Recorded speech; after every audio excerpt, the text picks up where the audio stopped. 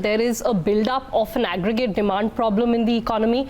Like you said, various aspects have played into it, perhaps the rural sector, low food inflation, demonetization, GST, what it did to the informal sector. Is that the basic issue?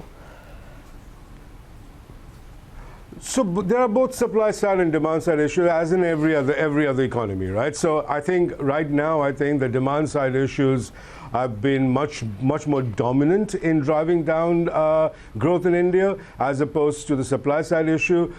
Typically in India, we have been believing this for the last 50 years, and we continue to believe that all our woes on growth is essentially a supply side issue, and because there is always demand for it. Unfortunately, that's not the case. And I think the big difference is that we refuse to accept the fact that we are just another vanilla emerging market economy that grew on the back of globalization, that grew on the back of the relentless increase in trade that we saw in the mid-2000s. And as global trade floundered and as globalization sort of came to a stagnated growth, there's growth there, but it's a very, very low growth compared to what it used to be in the past.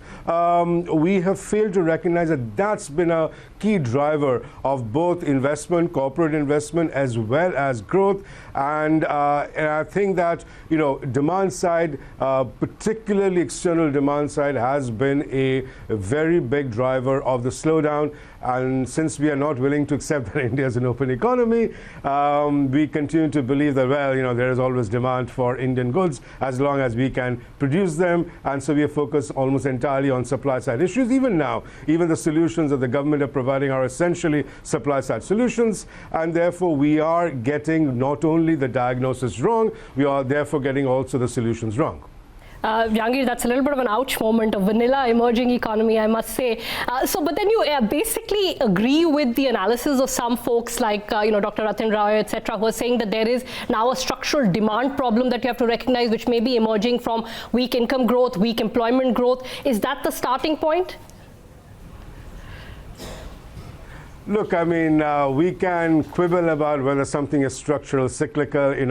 For an emerging market economy, it's almost impossible to figure out what is structural and what is cyclical. If you look at the work that Geeta Gopinath and others had done 5-6 years ago, they will say that almost everything in emerging market is essentially structural. There's very little cyclicality in emerging market growth. But setting aside the semantics, whether it's a structural problem or whether a cyclical problem, I think the key to the analysis is whether or not this requires demand side solutions or does it require supply side solutions.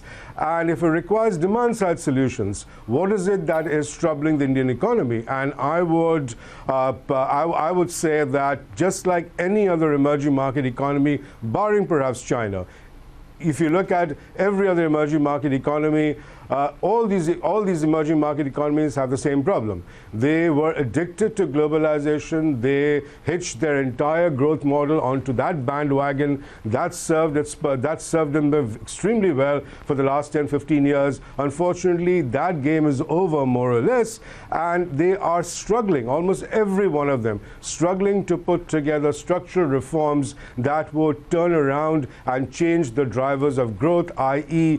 the search for the alternative engine of growth. That's missing in almost every emerging market country. India is not an exception. I think that is where the problem lies. That can emerging market economies continue to believe that as long as we keep our body and soul together for another year or another year, somehow or the other, miraculously, global growth is going to pick up, global trade is going to pick up, and we will be once again back to the old days of 8-9% growth.